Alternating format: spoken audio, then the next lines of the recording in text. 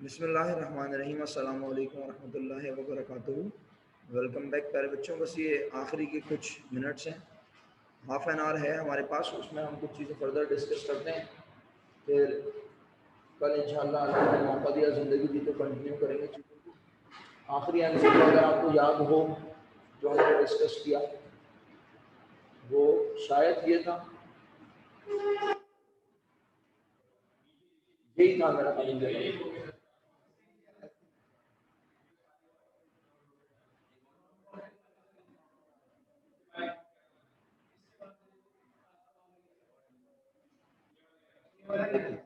सही है, ये भी कर लिया,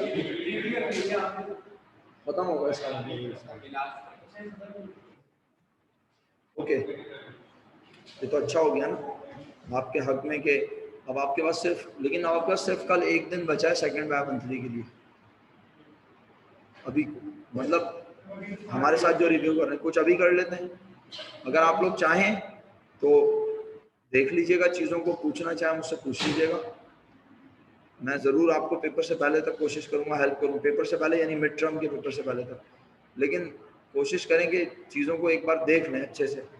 जो चीज़ बिल्कुल नहीं आती फिलहाल, अब उसकी तरफ जाने से बेहतर है जो आती है उन चीज़ों को पहले स्ट्रॉन्ग कर लें।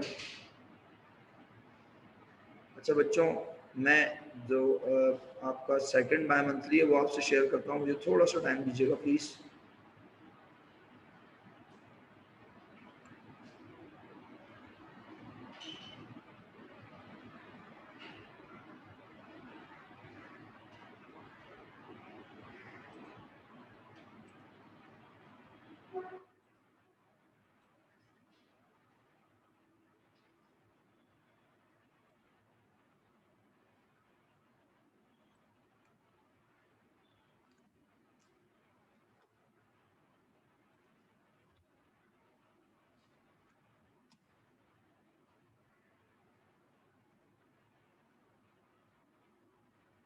SLO 8 and 9, इसमें इसका मतलब है अब इसमें 6 नहीं है सेकंड बाय मंथली में, सिर्फ 8 और 9 का हुआ है ना ये।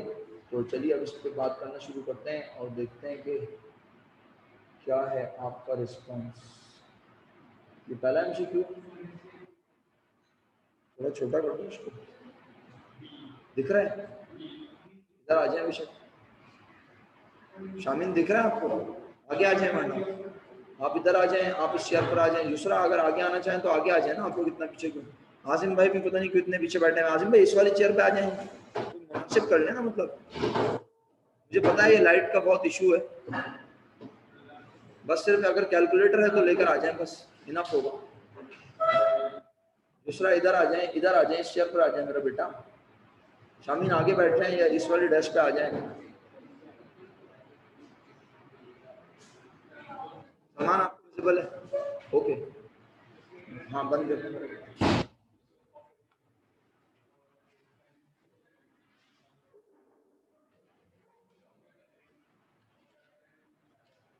अच्छा अंजिया, आप लोग तो खुद भी जूम कर सकते हो मेरा बेटा।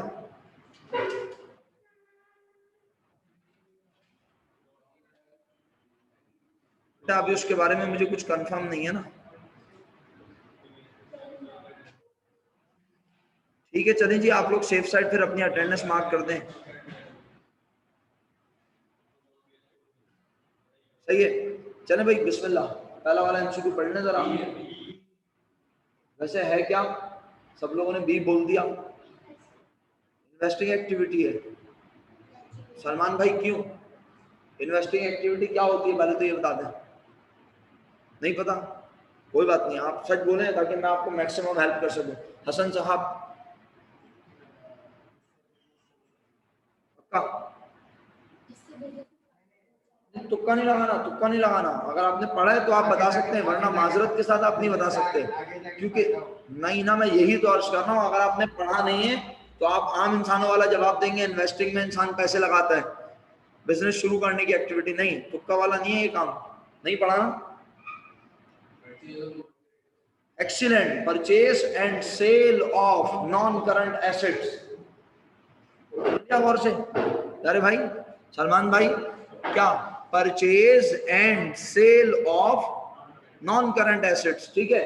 तो यहाँ कह रहा है Tim limited, Tim private limited purchase furniture for their office, which of the following activity depicts such purchase of office furniture. तो इन्वेस्टिंग एक्टिविटीज का करेक्ट आंसर है। थैंक यू सो मच जिन बच्चों को, हाँ बहुत अच्छा हुआ ये आपने खुद ही पूछ लिया। मैं अगले एमसीक्यू पे नहीं जाऊंगा, बल्कि मैं आप ही में से लोगों से पूछूंगा ऑपरेटिंग एक्टिविटी क्या होती है शामिल।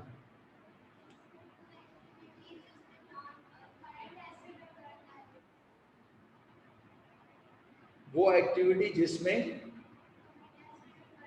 करंट एसेट और करंट लायबिलिटी, क्या आगे मुझे जुमला समझ में नहीं आ रहा, वो एक्टिविटी जिसमें करंट एसेट और करंट लायबिलिटी इन्वॉल्व हो। अच्छा, ऑनलाइन वालों के जवाब का मैं शिद्दत से इंतजार कर रहा हूँ जी। जनाब युसरा, आपको पता है बेटा? नहीं, कोई बात नहीं, नहीं। राफे, नहीं पता? हसन को भी नहीं पता, क्योंकि इन्वेस्टिंग में तुक्का लगा रहे थे, तो ऑपरेटिंग कैसे पता होगी? सलमान को भी नहीं पता। इसका मतलब आप लोगों ने कैश फ्लो नहीं पढ़ा।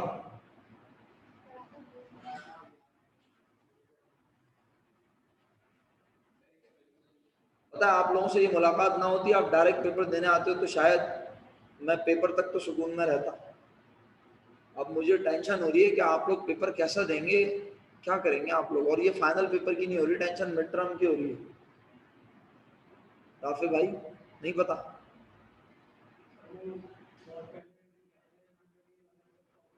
देखिए देखिए मेरी बात सुने, कुछ चीजें इस्माइल आपको याद है?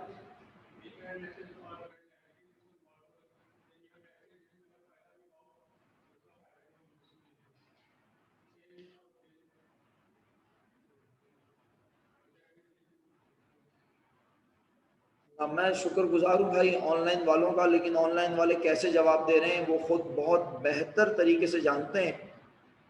सही है, मतलब खुदा ना खास्ता मैं किसी की तरफ कोई ऐसी इशारा नहीं कर रहा, ये नहीं कह रहा कि भाई आप जो है वो कहीं से हेल्प ले रहे हैं, लेकिन यहाँ क्लास में लाइव आंसर करना और वहाँ बैठ के जवाब देना बहुत डिफरेंट है।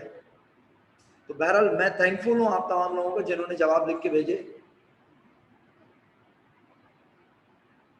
लेकिन आप यकीन करें कि मैं बिल्कुल ईमानदारी से कह रहा हूँ कि मुझे टेंशन हो रही है कि आपका पेपर कैसा होगा। एक तो अब ऑनलाइन नहीं है ना सबसे बड़ा मसला ये, वरना आप तो चैंपियन लोग हैं, सबके नंबर अच्छे आ जाते हैं। अगर खुदा ना खास्ता आप लोग फेल हो गए, लेस देन 50% मार्क्स लेकर आए उस सब्जेक्ट में जिसमें आप प्रेजेंट भी होते हैं सबसे ज्यादा, मतलब आपको क्या लगता है बीइंग अ क्लास टीचर मैं बाकी लोगों से बात नहीं करता, सारे सब्जेक्ट टीचर से बात होती है, सारे सब्जेक्ट टीचर से फीडबैक लेता हूँ कि आपकी क्लास में कितने बच्चे होते हैं, कभी भी उन्हें नहीं बताता कि मेरी क्लास में कितने हैं। लेकिन बहरहाल वही वाली बात है, आप लोग अपने आप को समझने लगते हैं कि आप बहुत समझदार हैं, सब कुछ आपको पता है, आपको आता है। जी हसन भाई बोलिए बेफिक्र होके, मेरा ख्याल है मैं इसका जवाब बता दूं।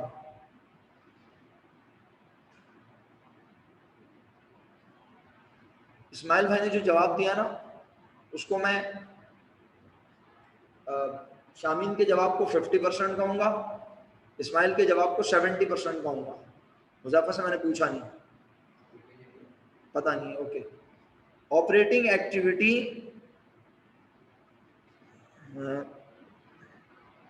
जी हसन भाई वही कर रहा हूं मैं। ऑपरेटिंग एक्टिविटी बेसिकली ऑपरेटिंग के वर्ड पे गौर करने की जरूरत है, जवाब खुद ब खुद आपको आ जाएगा यार। क्या आपको ऑपरेटिंग एक्सपेंस याद नहीं है? अब मैं एग्जांपल नहीं पूछ रहा, ऑपरेटिंग एक्सपेंस का मतलब याद नहीं है? नहीं सर याद नहीं है ऑपरेटिंग एक्सपेंस का मतलब। फर्स्ट ईयर इनकम स्टेटमेंट में पढ़े, बिजनेस को ऑपरेट करने के खर्चे, तो ऑपरेटिंग एक्टिविटी, तो इसका मतलब है ऑपरेटिंग एक्टिविटी में बिजनेस को ऑपरेट करने के खर्चे भी होते होंगे और बिजनेस को ऑपरेट करने से जो इनकम होती होगी वो भी होता है। आसान लफ्जों में बिजनेस के तमाम एक्सपेंस और रेवेन्यू, बिजनेस के तमाम एक्सपेंस और रेवेन्यू, और उससे भी आसान लफ्जों में नेट इनकम ऑपरेटिंग एक्टिविटी का पार्ट होती है। सर तो वो करंट एसेट करंट लायबिलिटी आप तो बोल रहे थे 50% मैं सही हूँ 70% मैं सही हूँ, जी हाँ बात यह है कि जब आप कैश फ्लो की बात करते हैं ना, एक्टिविटी, ये जो एक्टिविटी डिफाइन हो रही है ये in context of cash flow define हो रही है कि किस एक्टिविटी से कितना कैश का फ्लो, इनफ्लो और आउटफ्लो होता है। तो बात यह है प्यारे बच्चों कि ऑपरेटिंग एक्टिविटी में जरूरी थोड़ी होता है कि जितना एक्सपेंस हमने लिखा हुआ उतना कैश हमारे पास से जा चुका हो सकता है हमने सैलरी से एक्सपेंस 80,000 लिखा हो बट हमने पे किया हो